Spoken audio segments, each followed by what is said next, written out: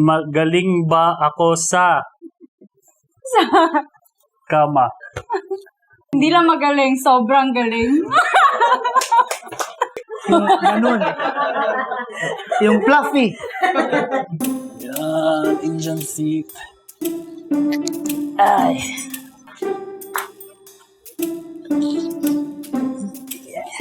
Hi! Hi, I'm Benny. I'm Carl. Hi, I'm Remrem. Hi, I'm Jessa. Hello, I'm Bon. I'm Ange. Ang tawagan namin is love and we've been 10 years na in our relationship. Ang tawagan po namin ay Langga or Ni. Tapos, 7 years na po kami, 10 years na po kami, Ayusin mo. Sino yung 7 years?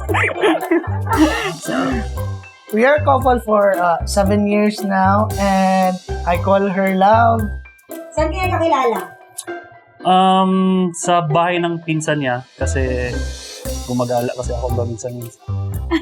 Nagkakilala pala kami sa school nung college kami, year 2013. And I met my beautiful wife on social media. ang masarap to.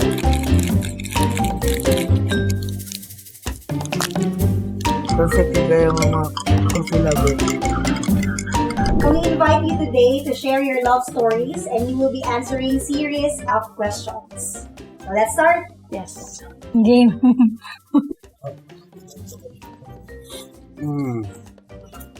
Look. Magaling ba ako sa kama?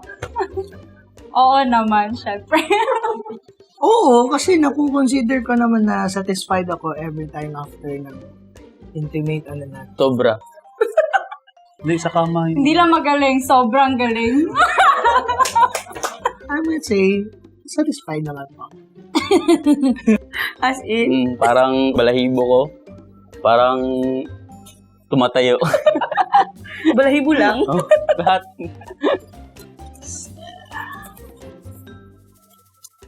Saan ang pinakagusto mong place pag nag-lovemaking tayo? When we go travel, yun yung the best place. Sa kusina.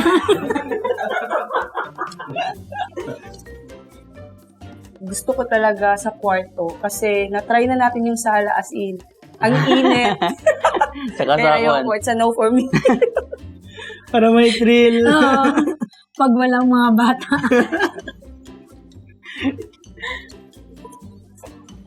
You're ready.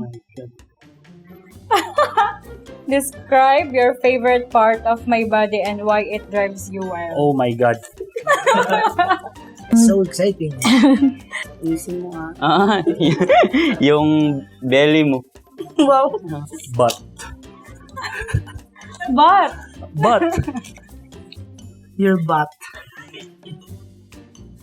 Because frankly speaking, her butt is way more average. Kasing lambot ng belly mo. Hindi, mahilig ako sa pet kaysa sa... Okay, Malaki. sabihin ko na lang malaki. Yung ganun. Yung fluffy.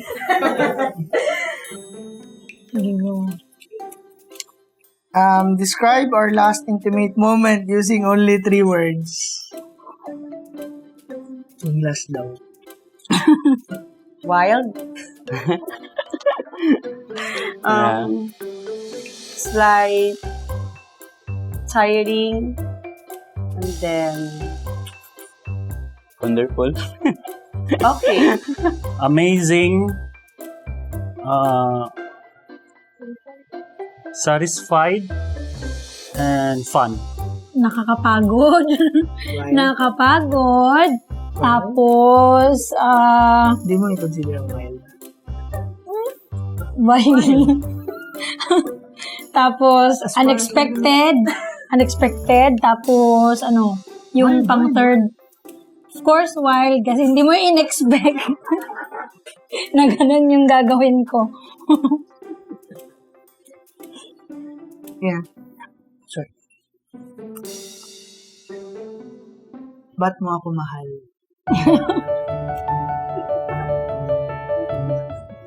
Why do you love me? I need honest answer. Hmm?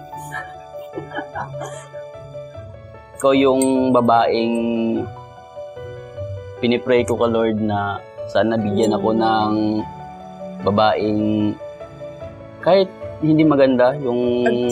Hindi naman. Para, Kumbaga, lahat ng mga masasamang ugali na pinakita ko sa'yo,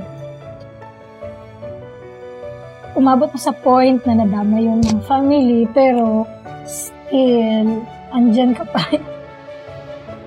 regalo na lang yung ang ganda ng asawa ko. Yan, Bonus na lang. Bonus na lang. Kahit sa panahon na hindi ko maintindihan na questionable kung dapat ko ba siyang mahalin o hindi. Pero I would still choose to love him because siya na talaga yung para sa akin.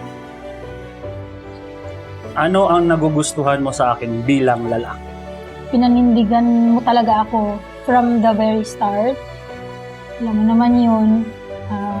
Ang daming naging pagsubok. Yung family, friends, halos lahat. Ayaw na sa both sides. But then, pinanindigan mo pa rin ako. Yung material wife ka, Chor? Ay. saka maliskarte sa buhay. Siya talaga yung nag-lead sa relationship namin. Siya yung mature, siya yung experiencado, at siya talaga yung nakakaalam kung sa mga bagay-bagay na dapat naming gawing. Yung may paninindigan. Tindig. Dapat tindig. May paninindigan sa pamilya. Sabi nga, ikaw yung ilaw ng tahanan, di ba? So, kumusta yung liwanag ko? Mas maliwanag pa sa liwanag. Nagsasawa ka rin ba sa akin? Yun. Hindi naman sa nagsasawa, pero Malapit na. napapagod. Dumating man yung panahon na kumbaga, question man ako ng pagmamahal ko sa'yo, kung kamahal-mahal ka pa ba o hindi, I will still choose to love you. No matter what is the reason. Yun, napapagod, nagpapahinga. Pero hindi talaga nagsasawa kasi yun, ikaw naman talaga yung pahinga ko. Ano? Ano? Tumatapos ako. Okay. Ano ang paborito mong memory nating dalawa? Hindi ko makalimutan yun. January 1, 2023. Nag-propose ako sa kanya. Para sa akin, yung pinaka-paborito ko talaga is yung sabay tayo nakapagtapos ng college. Kasi yun yung makukonsider ko na yun na eh. You carry the life of Amara to us. Yung baby niya. Yung nanganak ka kay sa baby mo. Ano yung naaalala mo na challenges na nalampasan natin? For me, sobrang daming challenges na dumaan sa atin, especially sa work. About bullying sa relationship namin kasi mas bata si Benny. Tapos ako mas matured. Almost 9 years ang gap namin. Yung papunta na tayo sa exciting part na ikakasal na tayo pero parang hindi natuloy kasi yung papa mo merong sakit. Yung ipon natin parang naubos na. Binigay pa rin yung ipon natin. Nag-provide pa rin si Lord. Yung hinihintay natin na kasal. Somewhat binigay pa rin sa atin ni Lord the provisions and the strength and the health na makapag-survive pa rin tayo until now. Paano ba mag-alaga sila? Meron kang mapupulot na aral sa kanya. Kumbaga, hindi kanya i-baby. Bibigyan kanya ng time para mag-grow. Ayaw niya mag-cellphone kasi gusto niya lang cuddle ng cuddle. Yun yung nagustuhan ko kahit anong pagod mo sa labas, sa trabaho mo, yun parang nawawala talaga pagdating sa bahay. Minimake sure niya na always kaming okay and always craving satisfied. Alam niyo naman sa mga babae, matuyuhin pag gutom. At talagang grabe siya mag-love sa akin. Binibigay niya lahat kung anong kaya niyang ibigay. Ano yung ginagawa niya na nakakapagpapukaw sa pagkababae mo? Yung feeling mong babaeng-babae ka talaga. Uy, ayaw. Ano, ma'am? Binibigyan niya ako ng princess treatment like Nilulutuan niya ako ng food.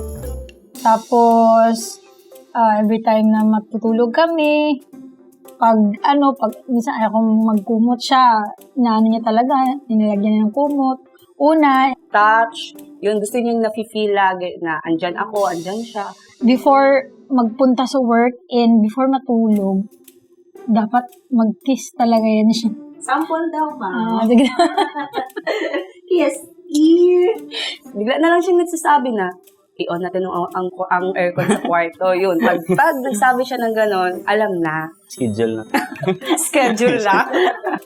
Paano niya pinapakita ang pagiging lalaki niya during challenges that you really feel secure? very conservative ito siya. Kaya, naiintindihan ko kung ayaw niya akong pasuotin ng mga revealing clothes. At nakikita ko talaga na kampante ako sa kanya kasi alam ko na kaya niyang gawin ang mga bagay na magpapakampante sa akin. Dumana talaga kami sa ng hiwalayan. Actually, short term lang naman. But, binalikan niya talaga ako. Kumbaga, finite niya talaga ako na maging kami ulit. And, hindi niya kumbaga inisip na yung sasabihin ng ibang tao. Although, admitted naman ako, sarili ko may mga mali din ako. Pero still, he chose me. Yung may paninindigan siya, ayaw niya talaga yung aasa kami sa iba. Kaya nga, sabi niya, siya talaga yung nag-encourage sa akin na mag-ipon, mag-invest. Ano ba yung mga katangian bilang lalaki na kailangan to lead your relationship? You need to be patient. Second is we need to be firm. And lastly is we need to be open. Ano talaga, guidance. Lalo na mas mature ako kaysa kay Benny. Kahit anong problema ang dumarating, kailangan nating harapin. As a man, paano mo hina-handle yung stress at pressure while staying focused on your work and relationship? Yung problema sa trabaho, huwag mong dalhin sa pamilya. Kasi iba yung trabaho eh. Pag pamilya, pamilya. Trabaho, trabaho lang. I did not bring to whatever the stressor na nanggaling sa work up to the family. And same goes to whatever the problem na arise from the family, hindi na pinapadala sa work. Para you can do work as work and family with family. Can you give some advice to your fellow men how to handle relationship? May mga bagay na hindi nila alam na ginagawa na nila yon na mali. Saka na lang nila ma-realize is parang nag-subside na yung, nag-okay na yung state ng organs nila, brains nila, heart nila, ganun, lahat sa mga babae. Be haligi ng tahanan at responsable sa lahat ng desisyon, bagay. Treat them as a princess. Hayaan nyo muna silang maging super saiyan. Hayaan nyo muna sila, ganon. Kasi pag binangga mo sila, wala. 90% kayong mag-aaway hanggang worst is maghiwalay. So, ang masasabi ko lang, patience, understand, and communicate. Ngayon naman, it's about Valentine's. Unang tanong, for you na si Sari ba o special to celebrate Valentine's Day? Oo naman. For us, ma'am, yes. Opo. It is special because it is love. It is celebrating love. One way of showing your love na din to your partners. Yung araw-araw na ginagawa mo sa misis mo, sa pagmamahal mo, gawin mo extra special sa araw na yun. Ikaw bilang lalaki, ano ba yung mga effort mo to make her feel special during the Valentine's Day? Kumakain na kami sa labas, tsaka dadalhin ko siya sa mga lugar na hindi niya pa napupuntahan. Kasi ito talaga mahilig sa mga surprises pag hindi ka nakapaggawa ng effort mo. Ewan ko na lang sa'yo. How about flowers and chocolates? Binibigyan mo ba si ma'am? Yes, ma'am. Pera. Ang pera. Mas, Pera kailangan mas ko. majority yung pera. Preparing surprises, giving flowers, and especially chocolates. Sobrang mapa-chocolates nito. Flowers, chocolates, and dried nuts. So, mostly, di ba, babae yung nakakatanggap ng gifts, mga surprises, flowers during Valentine's Day. Ikaw, in return, how do you make it special for you? Binibilhan ko siya ng, dati, yung sa motor, binibigyan ko siya ng bouquet ng rare set, gano'n. Pero ngayon, practical na kami, so binibigyan ko siya ng alahas. I give something in return, yung mga bagay na gusto niya, pinagluluto ko siya, pinapalaro ko siya ng basketball, kinaka-importante, hindi ko siya, kumbaga, sinasakal sa lahat ng bagay na gusto niya. Siya na yung bahala. Pinapafeel ko sa kanya na well appreciated yung effort niya. Now, we will be talking about Drive Max. So, can you share to us your unforgettable experience with Drive Max? Kami nung first namin siya na experience is, kasi, confused kami kung ano ba tong Drive Max? Kasi, dati, nung nagtatrabaho ako sa butika is, ang daming bumibili ng Drive Max talaga. So, ano ba to? Effective siguro kasi may mga repeat buyers kami. So, encourage ko siya sige, try natin. Wala namang mawawala. Ganon. Parang sobrang hina natin noon. Ngayon parang wow, sobrang active. Oo. Parang wow, may another level pa pala tayo ng intimacy. So, ganun po. Tapos, we want to make another step of our sexual activity. So, yun. Kasi nga parang na-routine Okay na din talaga namin. ang Drive Max. Although, we are sexually active, but nakatulong talaga yung Drive Max. Si Drive Max yung nagpapainit ng relationship namin. And si Drive Max kasi yung kahit multitask ka sa work with barkada, and then with sa time namin sa basketball. And after all, I have time with my partner through Drive Max. Tinry namin siya nung time na, as in, pagod kami kasi ako sa trabaho, tapos may konti kaming negosyo, ganon. Nung kinagabihan, kasi nagsiset kasi kami ng schedule, naghuhugas pa lang ako ng plato, hinihila na niya ako, i-on doon namin yung aircon. Yun, yung hindi ko malakalimutan. Paano ba nakadagdag ng kumpiyansa sa'yo bilang lalaki ang Drive Max? Mas nakakalalaki pa siya kasi nga Hindi lang siya pagana. Kailangan ko ng extra level. you feel like more on dominating na in the bed, ganun. Kasi nga, kailangan mong ilabas yung force. Ano na. Kaya niyang gawin lahat. Yeah.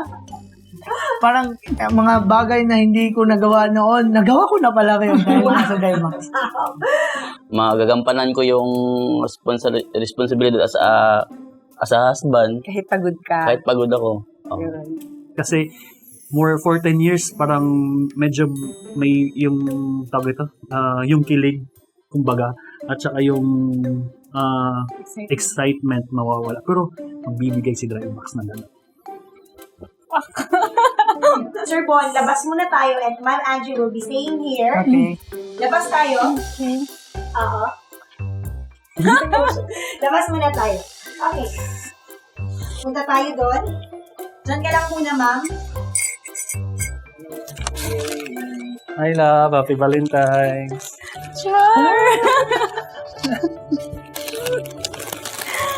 Yay! Thank you, love.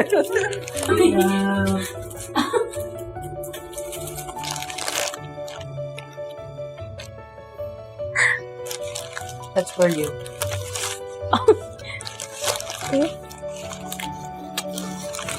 Nice.